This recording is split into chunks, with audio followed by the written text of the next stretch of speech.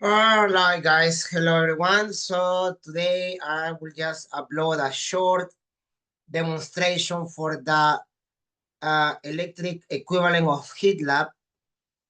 It's one of the easiest labs this semester because uh, the simulation is very straightforward and the calculations as well.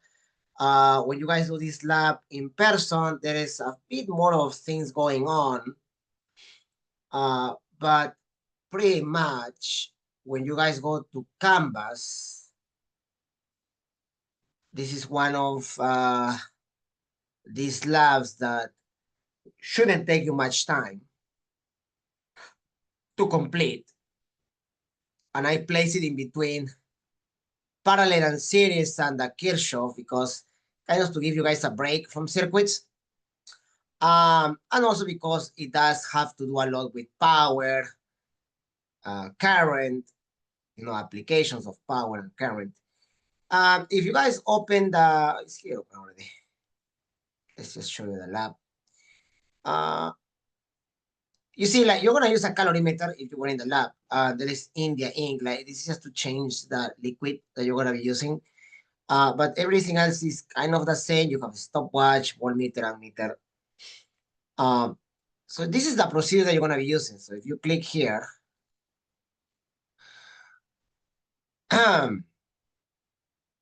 you go to begin. It's a very similar setup. This is your calorimeter, the vernier connected to the power supply and also to the temperature there, the lab quest.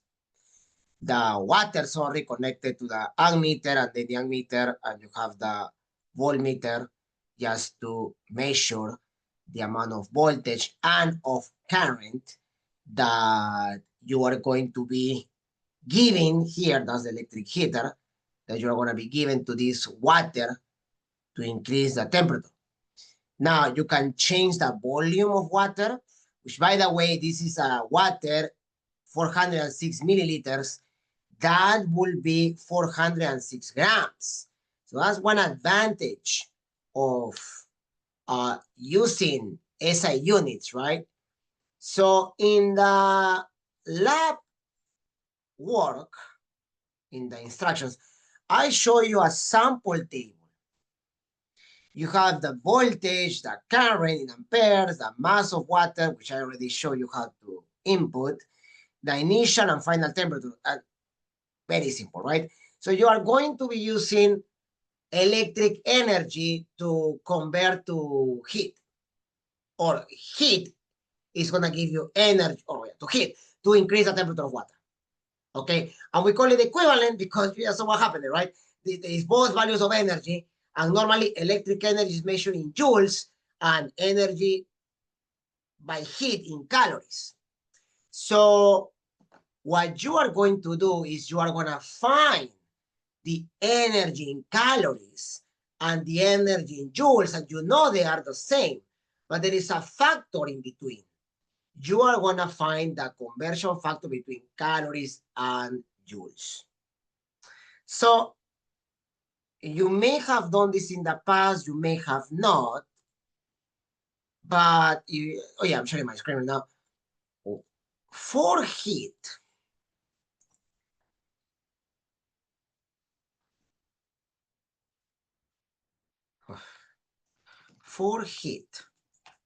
Q equals to MC delta T, change on temperature, where M is the mass of water in this experiment, C is the specific heat capacity of water, which is equal to 41R. That's in joules. In calories, that's an advantage of using calories and grams, is 1 calorie per gram per Celsius. Delta T is the final minus the initial. Electric energy, on the other hand, is electric power times time. And that's basically what you are measuring here. You're measuring time and then the power. Okay, so in a lab, right, you have a knob here. You can change the amount of power supply. If I turn it on, 40 volts. So I like that. 40 volts is a nice number. I'm getting 1, 2, 3 amperes, but it's already running. So once you find the sweet spot, you can update this. So reset the experiment. And with the water, right? So, okay, initial temperature, it changes, huh? So right now it's about 5.86, right? So let's, right here,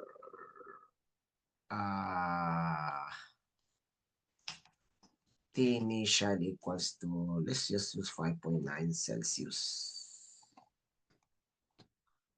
Mass equals to, well, let's use 304 grams. That's from here to here in grams. I'm going to leave it like that. C is 1. So now I need to find it. That's up to you what you want to use, guys.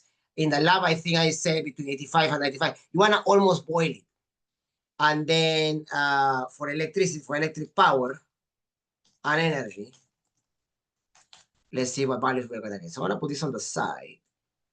And I'm going to turn this on and we go with the experiment.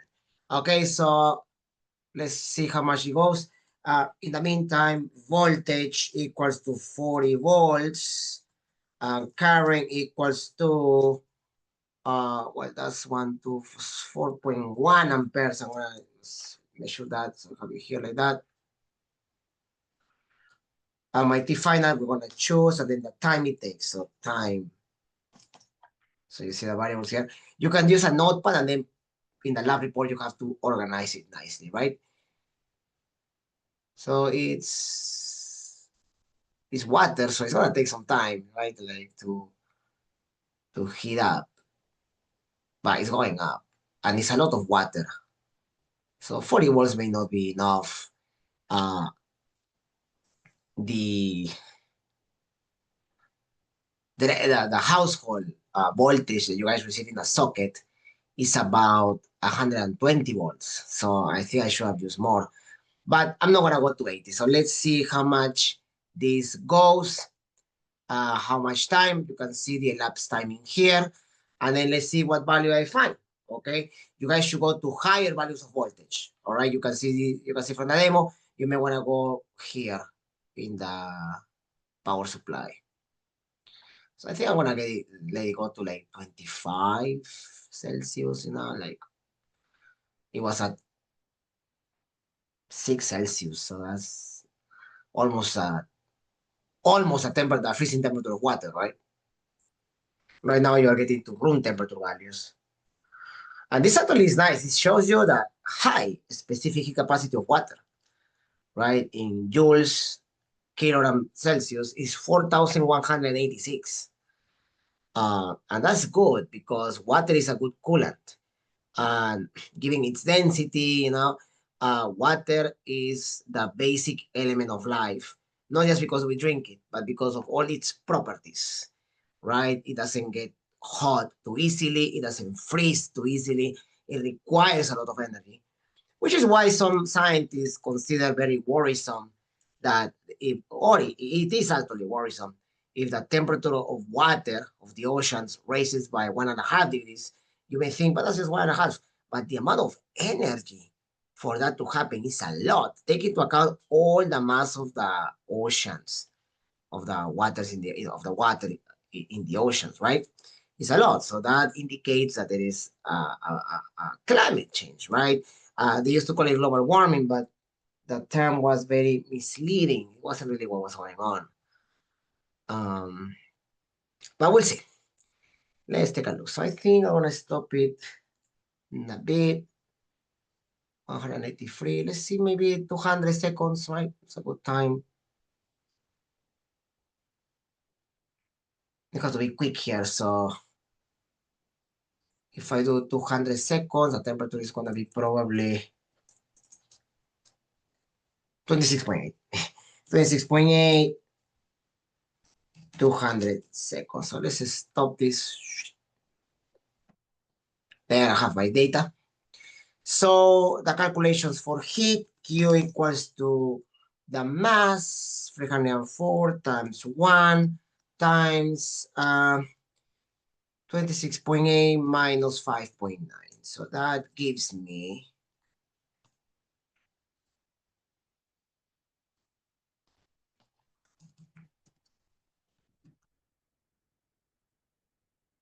6,353.6 calories. It's a lot, right? And then the electric energy is V times I times time. What was the time? 200 is in joules. 40 times 4.1 times 200, 32,800 joules. As expected, is way more in joules. So the factor between calories and joules can be found by dividing the heat in joules by the heat in calories. So this factor is equal to 3,800 divided by 6,353.6. It wasn't a lot of time, so I don't expect this to be very accurate, or maybe 3,353.6. Yeah, so it's 5.16. It's not a lot. It's not very good, right? It's actually 4.18, so it's because I didn't use a good value of, or maybe the current. Let me see here. Oh, my bad. It's 3.1. Oh, wonder. This current was 3.1, not 4.1. So that will fix it. See, it's always good to double check, guys. This is not good. It's definitely not good. It's 4.18 if you do if you check with the bibliography. So now it should probably fix it.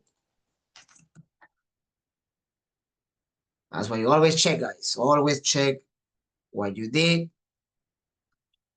Okay, so 3.9, that's better, right?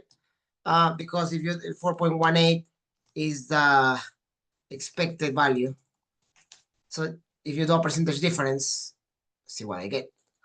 4.18 minus 3.9 divided by 4.18 times 100%. Not bad, 6.7%. So that's why you want to repeat the experiment. Okay, and for that, I will update this. Let's go to the maximum here. So again, it's going around 12 degrees, and look what happens. Now it's going to go up faster. So you want to get to larger values of temperature. That will reduce your percentage difference in your factor between energies.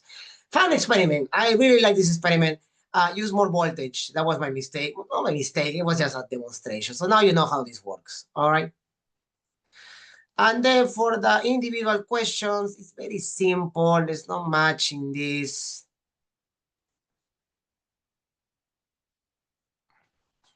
Describe caloric theory of heat. You just have to research, right? What's calories? What was your calculate? So that's basically what I did here, right? It will be calculated. And then if you have 20,000 joules of joules energy, how much will you, okay, that's a fun problem there. So that's basically a question there. You have this data, the energy in joules. You have to make it equal to the energy in heat. Yeah, look, you have to use the factor of conversion though. There is a factor of conversion from joules to calories. If you don't want to use that factor, you have to change this to kilograms. In fact, if you don't want to use the conversion factor, your energy in joules, which in the problem is 20,000 joules, is equal to heat in joules, which is equal to mass in kilograms, times the specific capacity of water is 4186. And this will be delta T. So you want to find delta T. So you basically want to change the mass to kilograms so you can find delta T. And then this, very simple. All right. So that's basically this lab, guys. I hope that you guys have fun doing this lab. Other than that, there's a couple more videos I have to do for this semester. All right. Make sure you attend office hours, which I do on a weekly basis. And I'll see you guys later. Have a good rest of your day.